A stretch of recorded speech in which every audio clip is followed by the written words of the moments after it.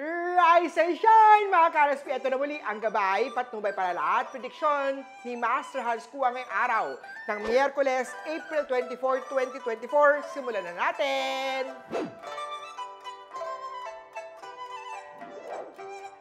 Para sa mga pinanganak na Year of the Rat, sa mga walang trabaho o mahabang panahon na walang trabaho, ito na ang oras upang makahanap tayo ng pagkakakitaan. Blue at 7 ang swerte kay Year of the Rat. Sa Ox naman tayo, isinilang ng mga Year of the Ox sa magtipid-tipid pabago-bago ang pondo para sa maling mga pinipiling pinagagastosan kasi. 1 at silver ang swerte kay Year of the Ox. Sa Tiger naman tayo, posibleng magipit sa mga dapat bayaran.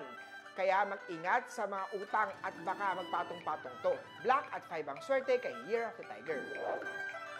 Rabbit naman na blessing magkaroon ng isang anak, ngunit huwag itong gamitin dahilan para manatili sa iyong partner, lalo na kung ito ang mananagot sa mga gagawin nyo. 9 at brown ang swerte kay Year of Rabbit.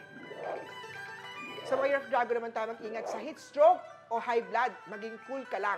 Hindi lang physically, kundi pati sa temper mo. Mas swerteng kulay ay red, 1 ang swerte kay Year of the Dragon. Sa snake naman tayo, makakaranas ng stress dahil sa pressure at sobrang pagkilatis ni bossing. Kaya huwag maghinayang magtanong sa mentors mo kung may mga hindi pagkakaunawaan. Black at 7 ang swerte kay Year of the Snake. Ito naman sa Year of the Horsey, marami pang mga missed opportunity na dapat kumita o pagkakitaan. Marami ring gastos kaya ingatan ang credit card. Purple at 8 ang swerte kay Year of the Horse. Sa Year of the Goat naman tayo, iwasan ang magpapautang dahil ito ang maaaring hindi na bumalik ang mga pera niyan. Maglagay ng lucky money tree sa well corner na opisina o bahay. Ipa-feng shui ang bahay tindahan kay Master Hans Kua. Pink at 9 ang swerte kay Year of the Goat. Kay Monkey naman, mahalin muna ang sarili bago magmahal ng iba. Sa mga Year of the Monkey, ang mga crystals katulad ng gemstone na ruby, emerald, carnelian, rose quartz, or opal ang makaka-attract sa'yo ng masayang love life. Yellow at 4 ang swerte kay Year of the Monkey.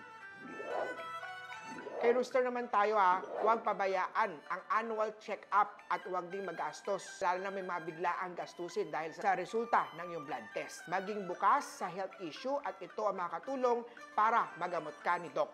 Yellow at 7 ang swerte kay Year of the Rooster. Sa dog naman tayo, maging attentive palagi sa pipirma na kontrata.